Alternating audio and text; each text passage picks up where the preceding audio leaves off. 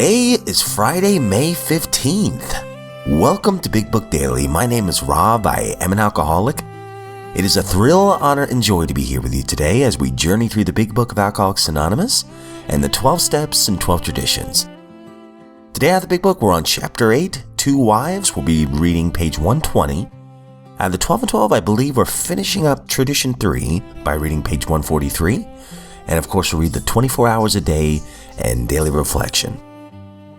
So with that, hope you all are doing well this morning, my friends. It is Friday. I've got my little furball co-host with me today, including my dog today. And I have my giant Flyers mug, my to-go mug that my wife got me for our anniversary, filled with black coffee because the Flyers are finally in the playoffs for the first time in 8 years. And guys, just humor me for just a second. If you haven't already guessed, I love hockey. There are two seasons in my life. There is hockey season and there's hockey off season.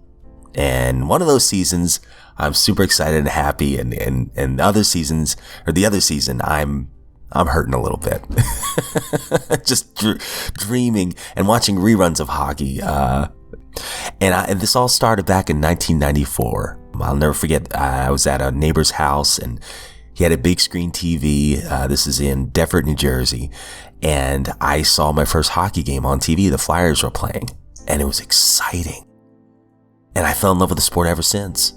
I remember asking for a hockey stick, NHL 94 back in the day. And I have been watching the Flyers, the Philadelphia Flyers, religiously since 1994. And there was a point in time where I had a streak going where I'd never missed a game. And this is back in the 90s, guys, like in the late 90s and early 2000s, where TiVo's not a thing yet. Does anyone remember TiVo? Where I had to, even when I was working, I would have to call my sister and say, hey, don't forget, I've got the tape in the VCR. Please press record at this time. And there was a point in time where I never missed a game. Nowadays, it's a little trickier because of the streaming services, but even if I can't see the game, I try to listen to it. So I say all that to say this. It's been 8 years since the Flyers have been in the playoffs. I don't count the bubble years because there were no fans then. So it just doesn't seem the same. So, to play the Pittsburgh Penguins in the first round. Now, this is in May, so I'm recording this a month in advance. The Flyers might already be knocked out, but I don't care. The fact that we made the playoffs is a step forward, and I am just overjoyed. It has been so fun to watch this year. But that has nothing to do with sobriety, does it? Oh, maybe it does. I will say this. I used to drink all the time while watching hockey. And for a long time, I was afraid once I got sober that I wouldn't be able to watch hockey again because it would always remind me of the drink. But I'm glad to say that I can enjoy hockey even more because I can remember the score when the game is over. But all right, my friends, with that little rant aside, let's go ahead and get to the good stuff.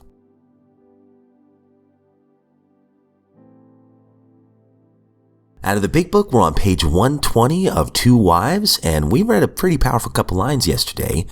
You, as well as your husband, ought to think of what you can put into life instead of how much you can take out. Inevitably, your lives will be fuller for doing so.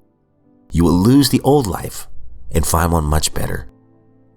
So we'll go ahead and read the next two paragraphs on page 120, and we will finish the chapter tomorrow.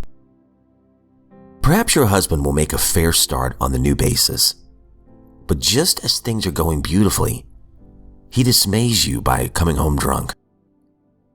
If you are satisfied he really wants to get over drinking, you need not be alarmed. Though it is infinitely better that he have no relapse at all, as has been true with many of our men, it is by no means a bad thing in some cases.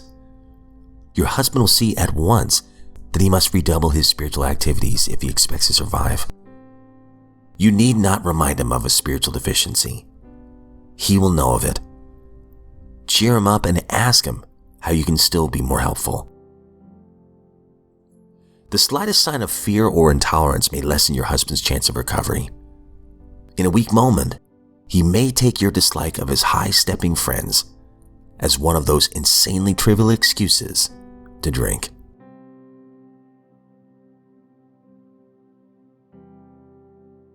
Out of the 12 and 12, we're on tradition 3. The only requirement for AA membership is a desire to stop drinking.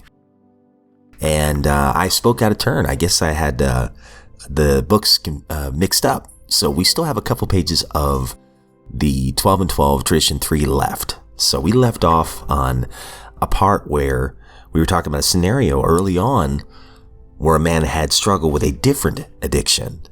And he wasn't sure that the group would allow him to join because AA was kind of fragile at that time. So eventually one of the members says, what would the master do? So everyone's like, yo, all right, you got us there. So they let him in, and now this member who has another addiction is doing service work and thriving. So, talk about making the right call there. So we're on 143. We'll continue this chapter.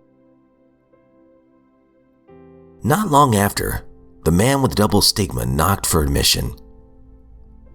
AA's other group received into its membership a salesman we shall call Ed. A power driver, this one, and brash as any salesman could possibly be. He had at least an idea a minute on how to improve AA. These ideas he sold to fellow members with the same burning enthusiasm with which he distributed automobile polish. But he had one idea that wasn't so saleable. Ed was an atheist. His pet obsession was that AA could get along better without its God nonsense. He browbeat everybody, and everybody expected that he'd soon get drunk. For at the time, you see, AA was on the pious side. There must be a heavy penalty, it was thought, for blasphemy. Distressingly enough, Ed proceeded to stay sober. At length, the time came for him to speak in a meeting. We shivered, for we knew what was coming. He paid a fine tribute to the fellowship. He told how his family had been reunited. He extolled the virtue of honesty. He recalled the joys of 12-step work. Then he lowered the boom. Cried Ed, I can't stand this God stuff. It's a lot of malarkey for weak folks. This group doesn't need it, and I won't have it. To hell with it. A great wave of outraged resentment engulfed the meeting, sweeping every member to a single resolve. Out he goes. The elders led Ed aside. They said firmly, you can't talk like this around here. You have to quit it or get out. With great sarcasm, Ed came back at them. Oh, now do tell, is that so?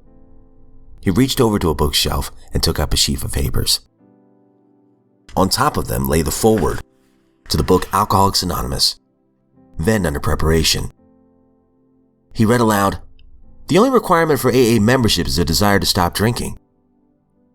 Relentlessly, Ed went on.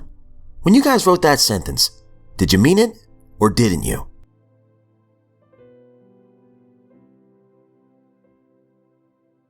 "24 hours a day, May 15th. AA thought for the day. In AA, we find a new strength and peace from the realization that there must be a power greater than ourselves that is running the universe and that is on our side when we live a good life. So the AA program really never ends. You begin by overcoming drink, and you go on from there to many new opportunities for happiness and usefulness.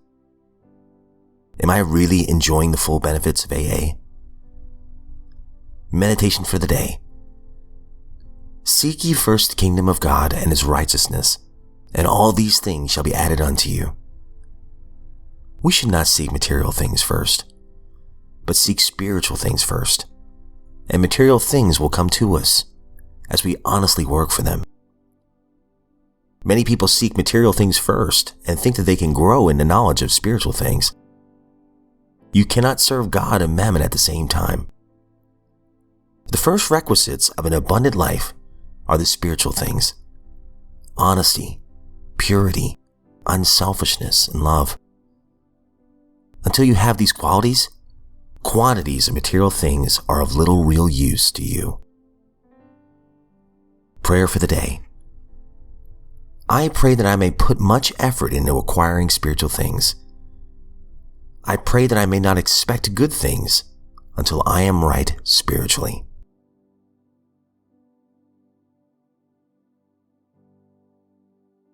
Daily reflection, May 15th. No God, no peace. It is plain that a life which includes deep resentment leads only to futility and unhappiness.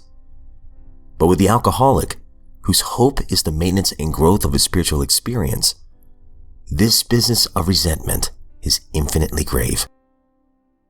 Alcoholics Anonymous, page 66. No God, and that's K-N-O-W, no peace.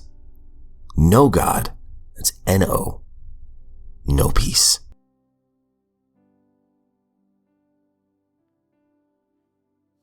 All right, my friends, that concludes today's reading, and I love that 24 hours a day. Today, I'm going to go back to that real quick. So the AA program never really ends. You begin by overcoming drink. So that's like step one, right? And you go on from there to many new opportunities for happiness and usefulness. And then a little further on, the first requisites of an abundant life are the spiritual things. Excuse me, I skipped the line. Many people seek material things first, and they think that they can grow in the knowledge of spiritual things. If I work on the spiritual program first, if I work on my sobriety, I don't seem to care about the material things as much. But for the few material things that I do have, I'm so grateful for. But I'm reminded of what a friend said the other day. He said, if we just make these payments up front in our spiritual lives and in our health, we'll thank ourselves later that we did it. It was worth the investment.